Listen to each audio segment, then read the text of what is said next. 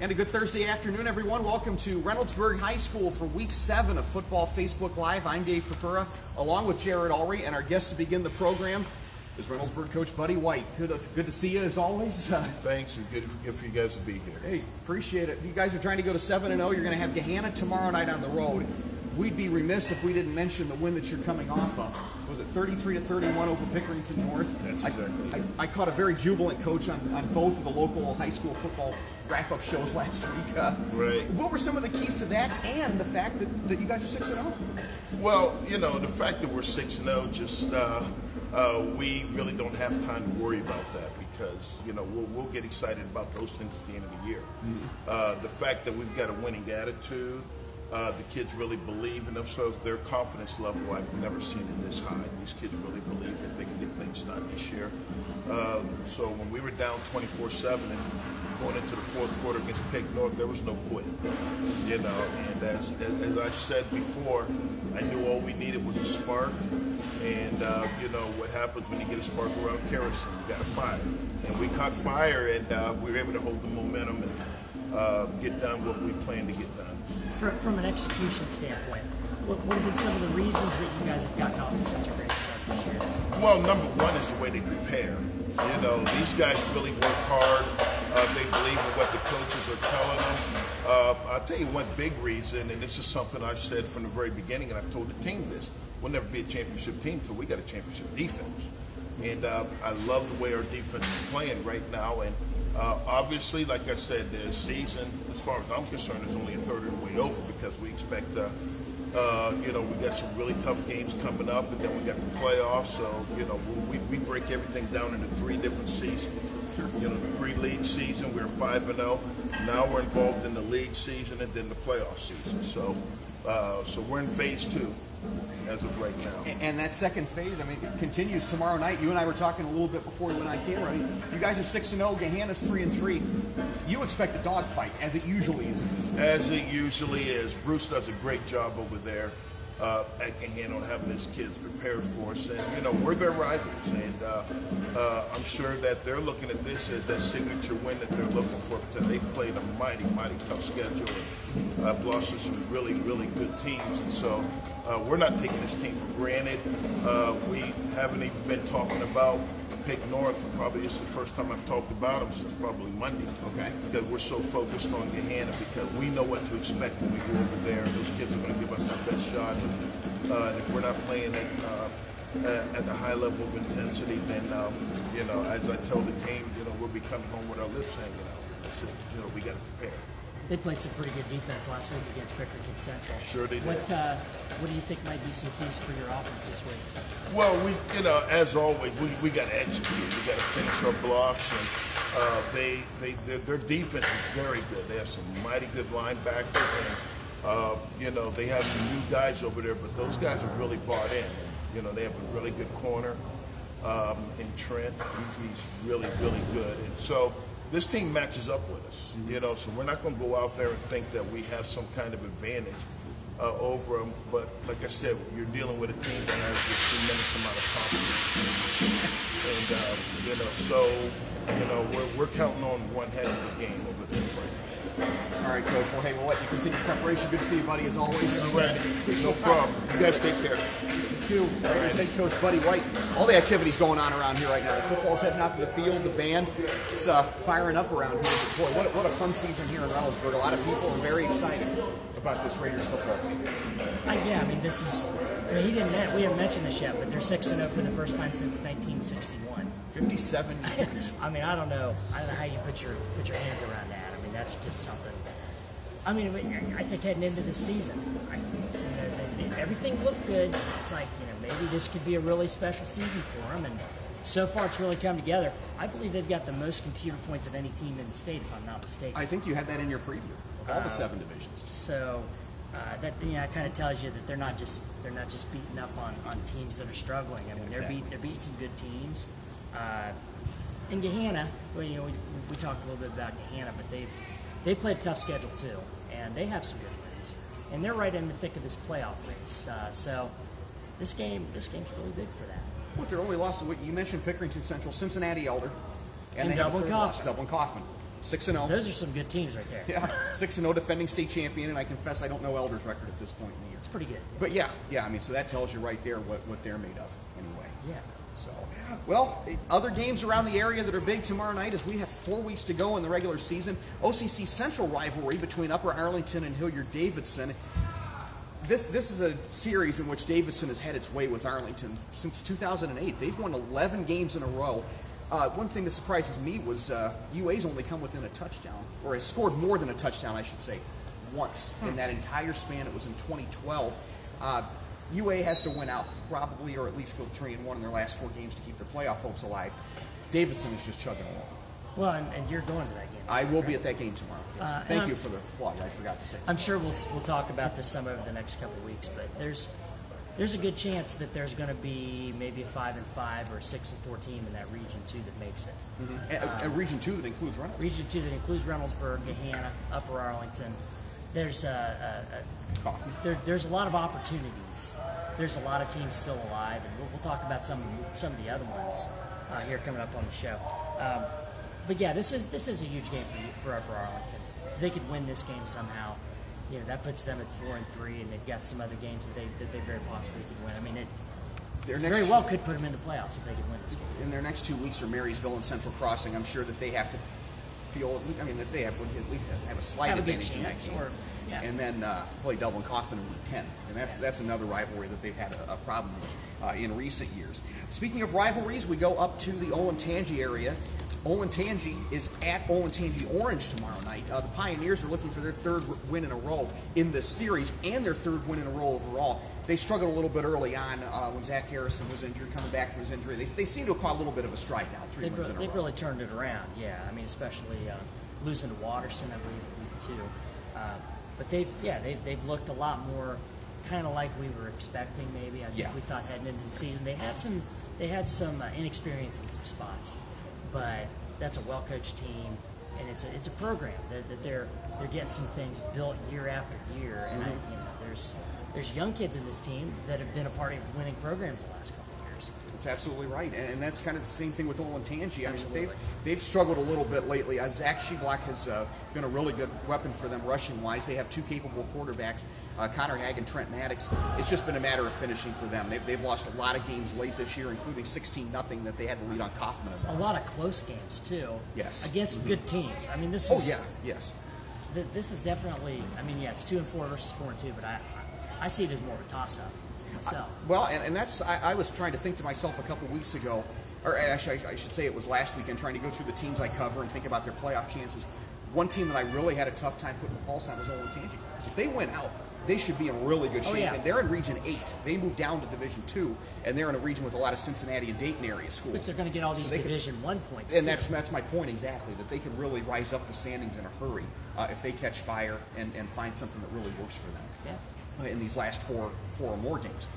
You are going to see, if I'm not mistaken, right, Bern Union and Harvest Prep in the Mid-State League Cardinal Division. Harvest Prep's going for 29 wins in a row, and they're leading against a good Rockets team. Yeah, I'm excited about this because this is kind of some football, some pure football. I mean, just at the small levels. Yeah.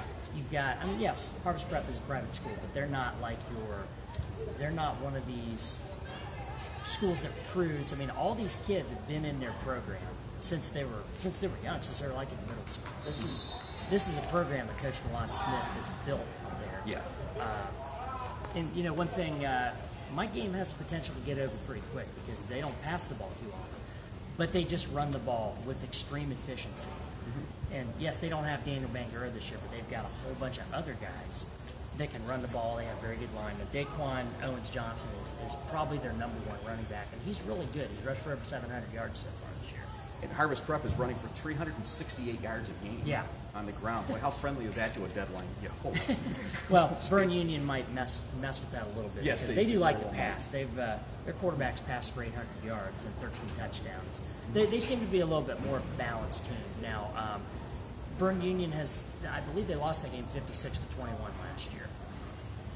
Maybe there's the potential that they can close the gap a little bit. I mean, what do you take from that? But I don't know. I mean, Harvest Prep would have to be the favorite, I would say, at the end of this. And just a really great story, the way that Harvest Prep has really turned this thing around. I mean, up until about 4 years ago, they'd had like one winning season program history. So it's been great for them out there. Another battle of heavyweights. This one in the Mid-State League Ohio division involves the team we saw last week, the Grandview Heights Bobcats, and they're hosting 6-0 London. This game was going to be big anyway. It's probably a little bit bigger for Grandview Heights considering that they lost to Whitehall last week. I mean, and they're taking on a London team that you just talked about how Harvest Prep loves to run the ball. Boy, London loves to do the same thing with KJ Price. Yeah, I mean, there may not be a better running team in Central Ohio this year. I mean, especially in the Division 4 type of level. I mean, they might have the best running team in the state in Division 4. They very well could with these. I mean, KJ, I think, has rushed for over 1,300 yards. 1307 and 21 touchdowns and 85 carries coming in tomorrow night. And they're big. They're big up front, and that really helps them.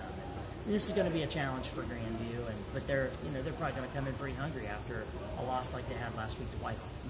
And that would suggest, those kinds of numbers. I heard Kyle Cutler, who was the brother of UA head coach Joel Cutler, talking to Lee Cochran and Ryan Baker on the 820 show last weekend about just how good their offensive line has been, and certainly that would suggest that. And Grandview's got some pretty big hosses up front too, absolutely. and elsewhere to be able to get that. Grandview is 5-1, London is 6-0.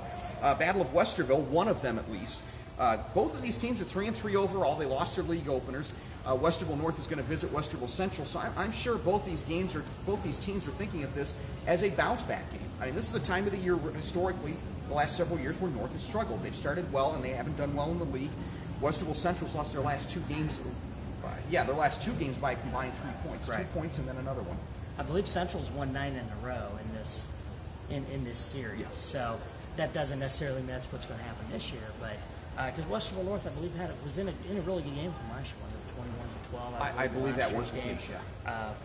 But yeah, a really important game for both teams. I mean, obviously, North is in that Region 8 that we talked about, and they could get a couple of wins here. They can get in the playoff race, and Westerville Central's in Region 2, which I believe they're 6th right now. Yeah. So they're that speaks to the parity. It's there for the taking. They can get some wins. You mentioned Region 8. That's one of the D2 regions teams around here are involved with. Another one is Region 7, and that includes Canal Winchester, and I believe they're 7th in the region this week. They've won 5 in a row. They're going to take on their big rival Groveport tomorrow night. This has become the biggest rivalry for Canal in recent years since they joined the OCC. For decades it was Bloom Carroll. Now it's Groveport. Groveport's 3-3. This new wing tee that it really seems to be fitting them, it seems. Yeah, and they figured out early on they've got a couple of really good athletes. I was really impressed with Jalil Underdown when I saw them at week 2 in that Thursday night game. That's right. Fortress. Yeah, I mean they figured out a way to get some of their athletes out there, and it really intriguing matchup in the OCC capital. Canal's coming off one of the biggest victories in their recent history. They beat New Albany 30-28 last week. 1 out of 15 people on our panel picked that game correctly. I wasn't aware I was the only one until people were telling me as they were going off the field. Like, I got so busy, I didn't even look and see who else picked. Third place, whatever what is it? The acorn finds a nut or something every so often. So pick one of these well. All in fun. Absolutely. Jerome and Delaware is another one. This game intrigues me. Delaware's at 5-1. Obviously, they've kept up on that good start. Jerome's 2-4. I mean, this would be a big win for them to get as they try and bounce back. I think they're in Region 2. This might be Jerome's season right here. It very well could be. They get this kind of a win. This gets them back on track because they've lost 4 games to a really good team. Yes. And they've all, like 3 of the 4, they were really close. I mean, they lost to North, I believe, by a touchdown. And this is a very big game for them. And this is another proving opportunity for Delaware. I mean, we think they might be for real, I guess, but this is another win that could add to their resume. When they lost to Scioto a couple weeks ago, and then they bounced back nicely and beat Worthington Kilbourne. I was reading in the preview that Frank wrote that Jerome started a different quarterback last week, and he went out and had a pretty solid game. Ryan Miller was 12 of 16 for 122 yards. I think you wrote this. In fact, I know you wrote this preview. And this is always a fun game, going back to the days when I worked in Lancaster. Pickerington Central and Lancaster. You never know what to expect out of this game. I guess you kind of do because it's close. Yeah. But the fact of the matter is Lancaster gives Central a lot of problems, it seems like, every time they meet up. They do. Matter of fact, they're the last team to beat Pickerington Central in a league game, and that was in 2015. This is a game that's this is going to be a challenge for Pickerington Central. I mean, it's a very I don't know about a trap game maybe, but this is the type of game that they've got to really be careful. The only reason I'm chuckling is because we can hear the rain starting to come in and then people squealing as they're running for cover. That's true. Yeah, you mentioned, I don't know how many games it is in a row that Central has won in the league, but what was it, only a 1 or 2 point game last year, something like 17-14. that? Okay, so a 3-point game. I would have gotten there 17-14, I guess, there. Lancaster's... Tough place to win. Well, it is. And I think you and Buddy were talking, or maybe it was you and Dave Bynum were talking about it off camera. Lancaster's throwing the ball. They are. Tyler Monk, I couldn't believe it. You told me this, although I believe you. Tyler Monk has thrown the ball more than Demetric Crenshaw for Central. Yes. They threw the ball, I believe, about 30, maybe 28 to 30 times a couple of games ago. So they figured out, hey, maybe we got to be a little bit multiple to win games. Well, the noise just keeps following us. That's the rain that you hear hitting the bleachers up there. We do want to mention a couple more. We do want to mention a couple more games before we get out of here. The Battle of Hard Road is Dublin, Scioto, Worthing, and Kilbourne, as it always is. I mean, it's 4-2 Scioto and 1-5 Kilbourne tomorrow night. 4-1 Fisher Catholic, and then 3-3 Worthing and Christian, another small school game. Yeah, I think this is. I really like this as a matchup. I think it's going to be a really good game. And Worthing and Christian is a team that's never really been in a position where they could make the playoffs. But this is a game that, if they could win this, that could put them in the playoffs. And we'll see. Yeah, like you said, these points get all the more critical as we get close. And the final one we want to mention, it seems like we mention a big City South battle every week, but we're going to mention another one. It's Eastmore and Independence tomorrow. 5-1 Eastmore against Brooklyn Independence. And this is a game where Independence they haven't necessarily beat a very good team yet, so this is going to be a big challenge for them. We'll see how they're able to hang them. This is a big rivalry game too. Yes, yeah, it is. Going back to my days in high school, it was.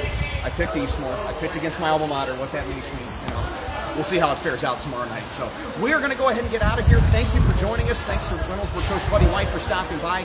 We will talk to you next week from a site to be determined. We'll let you know about that early next week. For Jarrod, Ulrey, I'm Dave Purpura. So long, everybody.